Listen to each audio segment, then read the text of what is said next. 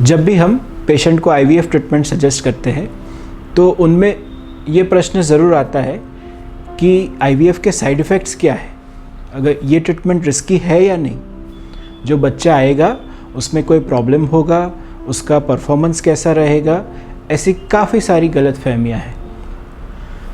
तो आज हम ये सब गलतफहमियां दूर करेंगे। मैं हूं doctor Parth Baveshi, director Baveshi fertility institute, chain of IVF clinics. आज तक हमने 25,000 प्लस सक्सेसफुल प्रेगनेंसी अचीव की है। तो आईवीएफ ट्रीटमेंट से जो भी बच्चे आते हैं वो नॉर्मल बच्चे या नेचुरल प्रेगनेंसी के बच्चे के जैसे ही होते हैं। कोई भी प्रेगनेंसी में बच्चे में एबनॉर्मलिटी का रिस्क रहता है। यदि आप आईवीएफ करवाइए या ना करवाइए, दोनों में ये रिस्क सेम रहता है। कई बड़े बड़े स्टडीज़ हुए हैं जिसमें ये प्रूव हुआ है। ऐसे भी स्टडीज़ हुए हैं जिसमें जब बच्चा 5 साल का है, स्कूल जाता है, तब उसका परफॉर्मेंस कंपेयर करते हैं और 5th स्टैंडर्ड के बच्चे के परफॉर्मेंस को भी कंपेयर करते हैं। सभी में परफॉर्मेंसेस सेम है। तो जो बच्चा है वो नॉर्मली आएगा। जो आपकी एज रिलेटेड रिस्क है कुछ भी एबनॉर्मलिटी की, वो वैसे के वैसे ही रहेगी। कई सारे कंट्रीज़ में करीबन 1-2% पॉपुलेशन आईवीएफ टेक्निक से बॉर्न हो रहा है, जैसे कि स्वीडन है। तो वहाँ पे अगर ऐसा कुछ प्रॉब्लम होता तो तुरंत पता चलता। तो ये आप अपने मन में से बिल्कुल ही दूर कर दीजिए कि आईवीएफ टेक्निक से बच्चे में कोई प्रॉब्लम आती है या एबनॉर्मल आता है। जो आईवीएफ के रियल साइड इफ़ेक्ट या रिस्क है उसमें एक है हाइपर स्टिमुलेशन।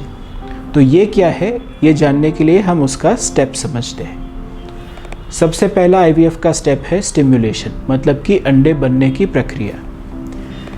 ये प्रक्रिया के लिए करीबन 10 से 12 दिन तक इंजेक्शंस दिए जाते हैं जिससे ओवरी में अच्छे स्त्री बीज बने। हमारा नॉर्मल टारगेट रहता है कि 10 से 15 के बीच में बीज बने, जिससे हमें बीज में पसंदगी करने का मौका मिले, भ्रूण में पसंदगी करने का मौका मिले। बट कई बार पेशेंट फैक्टर भी होता है और कई बार अनएक्सपेक्टेड हाई रिस्पांस भी आता है कि जिससे ये 10 से 15 से ज़्यादा बीज बन जाए, जिसको हम स्टिमुलेशन की जगह हाइपर स्टिमुलेशन या ओवेरियन हाइपर स्टिमुलेशन सिंड्रोम कहते हैं। ऐसे में ओवरीज में अंडे ज़्यादा होने से वो थोड़ी बड़ी होती है, जिससे आपके पेट में पेन हो सकता है। जो ब्लड है वो थोड़ा गाढ़ा होता है, ब्लड का जो फ्लूइड कंपोनेंट है वो थोड़ा कम होता है और वो फ्लूइड बॉडी के दूसरे पार्ट में जाता है, जिससे उसका क्लॉटिंग टेंडेंसी बढ़ जाए। पर लास्ट दशक में ऐसी 2 मेजर चीज़ आई है जिससे ये हाइपर स्टिमुलेशन हमने काफ़ी कम कर दिया है। पहली टेक्निक है फ्रीजिंग या विट्रिफिकेशन, कि जिसमें हम भ्रूण तैयार हो जाते हैं उसके बाद उसको फ्रीज करके रखते हैं और जब ये ओवरी बड़ी हुई है वो नेचुरली ही नॉर्मल हो जाए तब भ्रूण को वापस रखते हैं। तो जो स्टिमुलेशन फेज़ है वो हमारे कंट्रोल में है, हम इंजेक्शन देते हैं, उसका रिस्पॉन्स आता है। पर जब हम भ्रूण रख देते हैं तो प्रेगनेंसी हार्मोन से भी ओवरी ज़्यादा बड़ी हो सकती है और वो हमारे कंट्रोल में नहीं होती। तो जब भी डाउट हो हम भ्रूण फ्रीज कर देते हैं, एनवायरनमेंट सब ठीक हो जाए, ओवरी नॉर्मल हो जाए, हार्मोन्स नॉर्मल हो जाए, फिर हम ट्रांसफ़र करते हैं कि जिससे OHSS को काफ़ी कम कर सके। स्टिमुलेशन फेज़ में भी सही मॉनिटरिंग करके इसका इंसिडेंस कम कर सकते हैं। और दूसरा नया टेक्निक, नया इंजेक्शन है कि जिससे हम जो फाइनल इंजेक्शन है जिसका पहले इफ़ेक्ट 5 दिन तक चलता था, वो हमने शॉर्ट करके 24 आवर्स वाला भी इंजेक्शंस अवेलेबल है कि जिससे जो स्टिमुलेशन है उसका ड्यूरेशन कम हो जाए। ओवरी जो बड़ी होती है, जो प्रोसेस 10-15 दिन चलता है, उसको हम लास्ट फेज़ को कम कर सकें। तो ये 2 टेक्निक से हाइपर स्टिमुलेशन काफ़ी कम हो सकता है। हमने हमारे बावेशी फर्टिलिटी इंस्टीट्यूट क्राइटेरिया बनाए हैं जिससे हम OHSS फ्री क्लिनिक अचीव करे हैं और लास्ट 10,000 IVF साइकिल में एक भी सीवियर हाइपर स्टिमुलेशन का केस नहीं हुआ है। दूसरा, महत्वपूर्ण साइड इफ़ेक्ट बोलो या नहीं, बट ये हो सकता है कि आईवीएफ में ट्विन प्रेगनेंसी के चांस रहे। कई बार ऐसा भी लोग मानते हैं कि आईवीएफ कराया तो ट्विंस ही होगा, बट ये गलतफहमी है।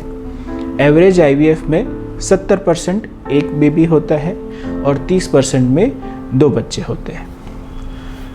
ये होने का रीज़न ये है कि जब भी हम भ्रूण ट्रांसफ़र करते हैं तो एक से ज़्यादा भ्रूण ट्रांसफ़र करते हैं, जिससे आपका आईवीएफ का सक्सेस बढ़ जाए। नॉर्मली अगर हम 1 भ्रूण करें या 2 भ्रूण करें तो हमारा सक्सेस 1.5 गुना हो जाता है। तो इसलिए स्टैंडर्ड पेशेंट में जिसको ऐसा नहीं है कि उसको सिंगल ही बेबी चाहिए, 2 भ्रूण रखे जाते हैं, जिससे ट्विंस का चांस करीबन 30% रहता है।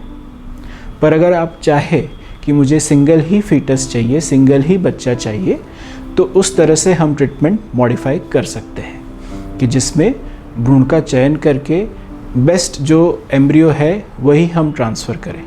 तो भ्रूण को एक्सटेंडेड कल्चर जैसे ब्लास्टोसिस्ट कर सकते हैं, जिससे नेचुरली ही उसका सिलेक्शन होता है, जो अच्छा भ्रूण है वही डेवलप होता है।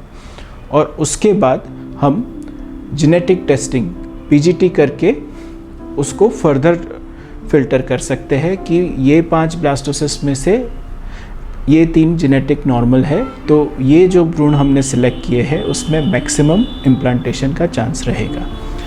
तो इनफर्टिलिटी के जितने भी ट्रीटमेंट हैं उसमें से सिर्फ आईवीएफ ऐसा ट्रीटमेंट है कि जिसमें हम सिंगल ही आए ऐसा सुनिश्चित कर सकते हैं। बाकी आप सिंपल मेडिसिन लेंगे तो उसमें भी 5-10% ट्विंस के चांस रहेंगे।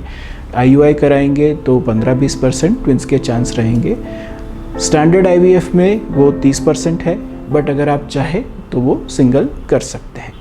कई बार कपल्स हमें ये कहते हैं कि डॉक्टर हमें ट्विन प्रेगनेंसी ही चाहिए।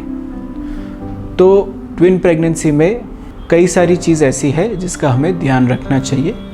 तो अगर आप हेल्दी है, फिट है, यूट्रस सही है, उम्र कम है, तो ट्विन प्रेगनेंसी का प्लान कीजिए।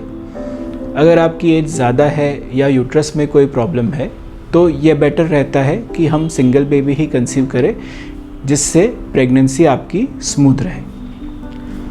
आशा करता हूँ ये जानकारी आपको हेल्पफुल रही होगी। तो आप हमारे वीडियो को लाइक कीजिए और ऐसे ज़्यादा इन्फॉर्मेटिव वीडियो के लिए हमारे चैनल को सब्सक्राइब कीजिए। Thank you.